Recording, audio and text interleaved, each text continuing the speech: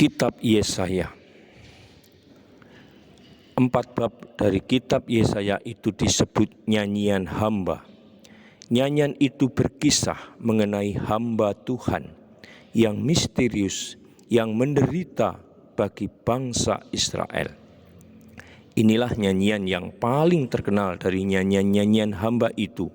Kamu akan melihat gambaran-gambaran di dalamnya karena nyanyian hamba berbentuk puisi. Yesaya 52 sampai dengan 53. Hambaku akan berhasil. Ia akan dihormati. Orang-orang tertegun karena penampilannya tidak seperti manusia. Demikianlah ia akan membuat banyak orang tercengang. Ia tampak seperti tumbuhan kecil atau seperti tunas tumbuh dari tanah yang kering. Tidak ada yang indah untuk kita pandangi, tak ada yang menarik untuk kita inginkan. Ia dihina dan disisihkan oleh manusia. Ia menderita dan biasa menderita kesakitan. Orang menutup muka terhadapnya. Kita memandang dia rendah dan sama sekali tidak mengindahkannya. Sesungguhnya dialah yang memikul penderitaan yang harus kita pikul, menanggung kesengsaraan yang harus kita derita. Sementara itu, kita menganggap ia dipukul dan dihukum oleh Allah. Ia dilukai karena kesalahan kita dan dihancurkan karena dosa-dosa kita.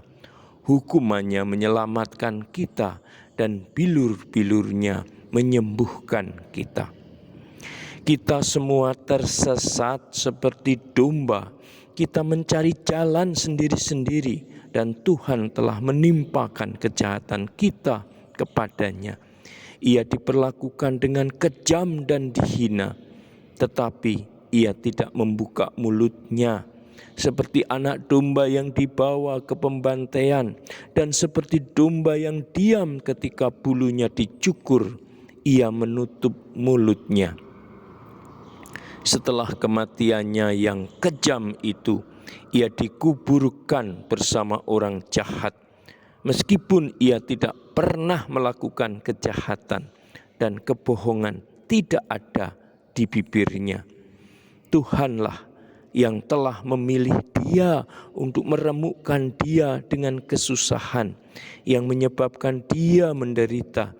Jika ia menyerahkan diri sebagai kurban, ia akan melihat keturunannya dan umurnya akan lanjut, dan rencana Allah akan berhasil dalam dia.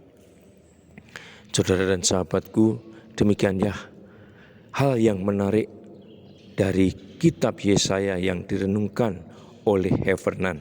Semoga membantu saya, Anda untuk tertarik juga membuka, membaca dan merenungkannya, sehingga hamba Yahweh yang menderita itu sungguh membuat gambaran yang indah juga dalam hidup kita.